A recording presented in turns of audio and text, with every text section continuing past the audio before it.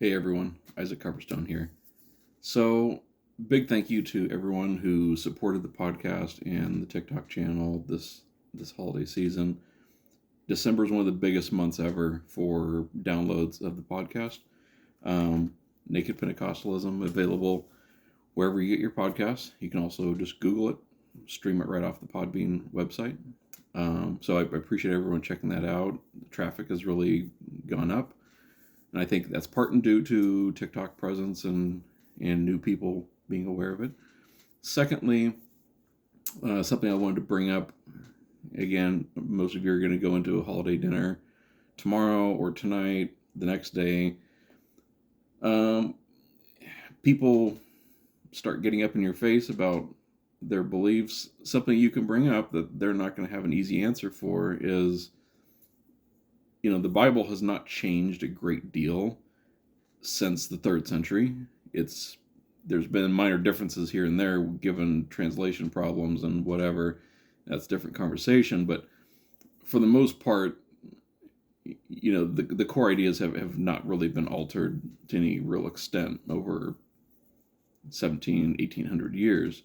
So the issues that is kind of challenging to a lot of Christians is, for this huge period of history, century after century, there were no real efforts to change the laws against slavery, apartheid, against interracial marriage, against all these various racial issues that really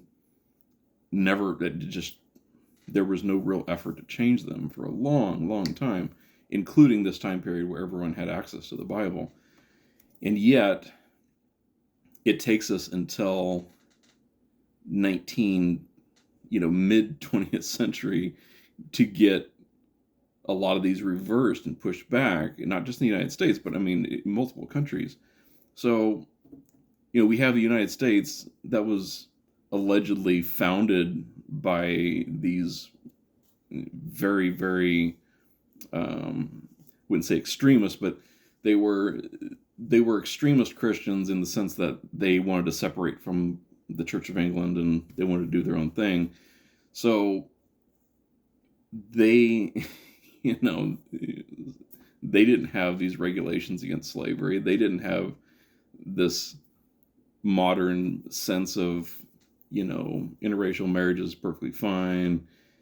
Anyway, the point is, our society is what influences this pushing back against bigotry. So in 2022, almost 2023, we're at this stage where it's almost unthinkable that someone is going to oppose interracial marriage, or that somebody would be pro-slavery, that someone would be, pro-segregation. And yet those are very recent views. Those are very recent changes that really, there were huge sects of Christians that resisted that change, that resisted those improvements to our society. And this is basically the problem. It was the same Bible, right? Like the core belief system has not changed. It's Christians that have changed, and they've changed over and over and over again, often against their will. So there will be a small vocal group of Christians that are anti-change, and they're resisting. So even today, we're seeing, this movement to accept LGBTQ across the board. Let's end segregation. Let's end discrimination against people. Let's treat everyone the way they want to be treated. Just basic empathy. And there are Christians that are against that, and there are some that are for that.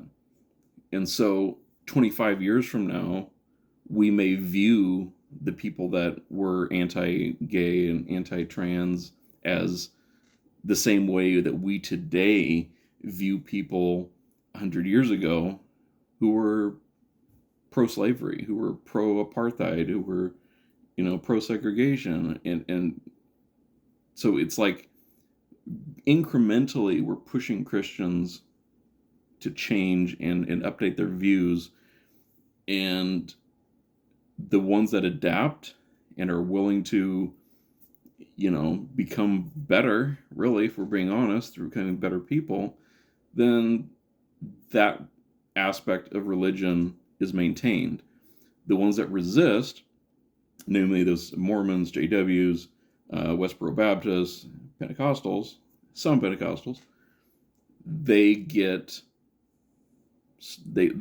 pushed out of the way because they're resisting this change that is good. And so, yeah, basically Christians always push this idea that we have a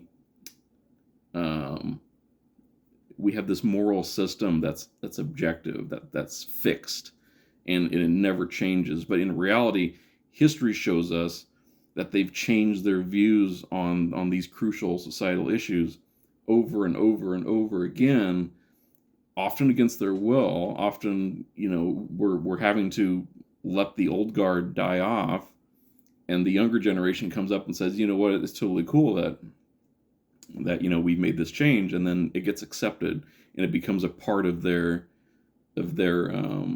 belief system, really. And Christians today will say, oh, well, Christians were always anti-slavery and all that. I mean, it's just, that's ignorant of history.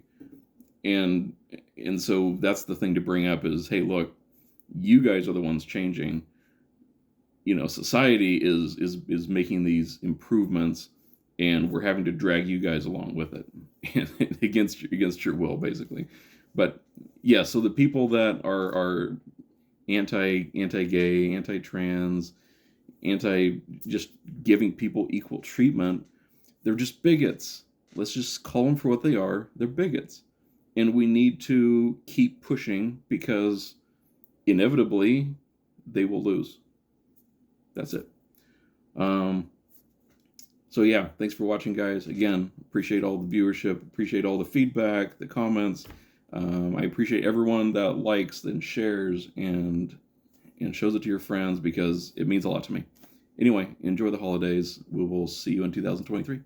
Later.